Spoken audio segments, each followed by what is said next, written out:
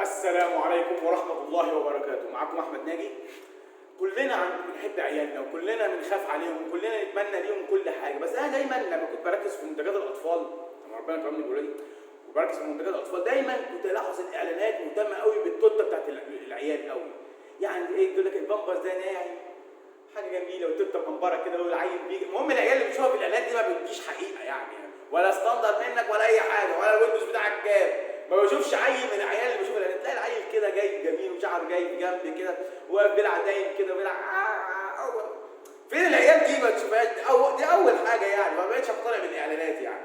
تاني حاجه، سر الاهتمام الرهيب قوي بالبشره بتاعت الاطفال دول، يعني كريم لتطريب او ترطيب التوته، وبودره لمنع عمل تسلخات للتوته.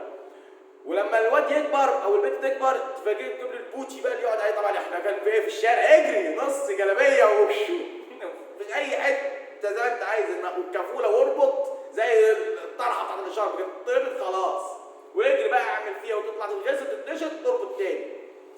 فتيجي تبص بقى، تبقى قاعد انت مراتك كده قاعد تتفرج على حاجه، يجي لك الاعلان تقول لي، وانت بقى لما بتشوف الاعلانات بتاعت الاطفال دي بقى قلبك بيتقبض بقى. ليه؟ هتتدبس في حاجه يعني، لو حاجه المدام رشقت عليها خلاص انتهى الموضوع. بتبدا انت بقى ايه، تطلع بقى تهاجم بكل ما عندك من اسلحه، وان دي دعايه ودي حاجات بايظه ودي مش حاجات كده وكلام فيلم وافلام. واخر ما تقول انا عايز الواد ايه ينشف، هنقعد بقى نجيب حاجات في طريقه التوته. يعني النهارده البوت الصغير كان بسعر معين، فلما رحت مره عشان اجيبه في انواع ثانيه، حاجه بقى مبطله بقى، فبقول له يعني ده الفرق ايه؟ طبعا الثانيه 3 اضعاف القيمه. فبقول له ايه يعني في؟ قال لا عشان الطفل هو صغير يعني، هو قاعد كده. قلت له ما يزنزقش يعني، يبقى قاعد مرتاح، قاعد على حاجه ايه مبططه من تحت.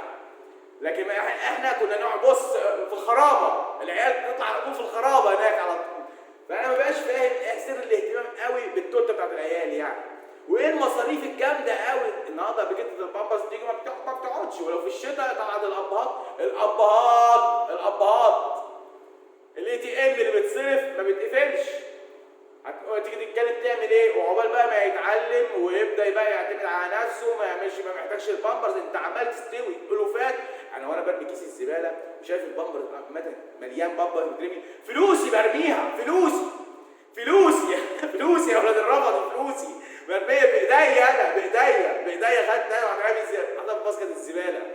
شوف بقى مليات قد كده مرميه، وانا استفدت بيها عشان البيه بس يعمل كيكي وبيبيه على مزاجه. واحنا كان مالها الكفوله؟ والله الكفوله كانت احلى ايام.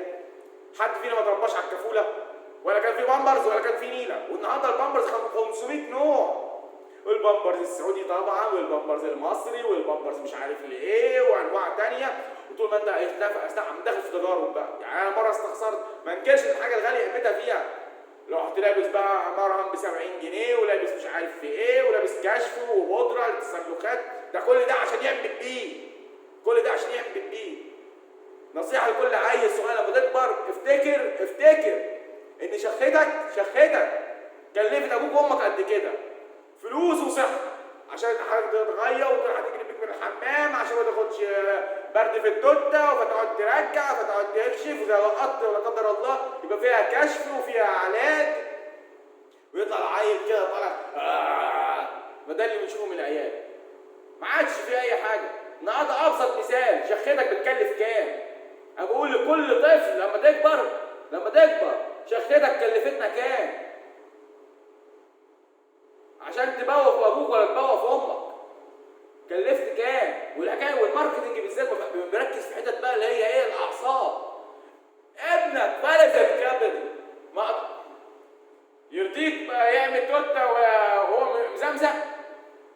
ما تعرفش تقول ايه اللي هتخش جيش بعد كده؟ انت هتخش الجيش ده انت مش هتعرف تعمل بيه حتى، تبقى واقف صنم واقف مكانك. يعني في حاجات تانية بقى، وتيجي بقى تشوف بقى ده بقى فيتامين ايه انا ما اعرفش احنا اتربينا ازاي يعني، سبحان الله طلعنا كبرنا ازاي. ما بقتش فاهم. هو يعني احنا حصل معانا نفس الكلام ده؟ انا باجي اشوف الاعلانات اللي كانت موجوده في الثمانينات والتسعينات والسبعينات مثلا، مش معقول احنا طلعنا على الكلام ده يعني. احنا طلعنا على الكلام ده اللي هو ولا حاجه. طلعنا ببلاش الا ربع النهارده، عشان بس تعمل بس الامور الصغنطوط يعمل بس بيبي وكيكيب، تدفع مرتب شهري، مرتب واللي يشتغل اضافي عشان البيه يشخ، ده معلش عشان يعمل بيه وكيكي، تعمل ساعات اضافيه وتاخر في شغلك وتتبهدل في المواصلات وتستخسر في نفسك عشان يعمل بيه وكيكي. وطبعا الماركتنج شغال يحلل حاجه في عين الامهات. ابنك ده ناقي، راحتك، تشطيفك، اوامرك بالليل، وكل ده بحسابه. طب ما نجيبها، ده كله عشان الواد، ده كله مش عشان دوس كل شويه يعني تغيري، مش عشان تغسلي عوافين.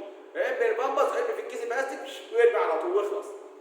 خدت ايه شرها وراحت. وانت ربنا يخليك لينا، هو مين اللي هيجيب لنا غيرك؟ شكرا. سلام.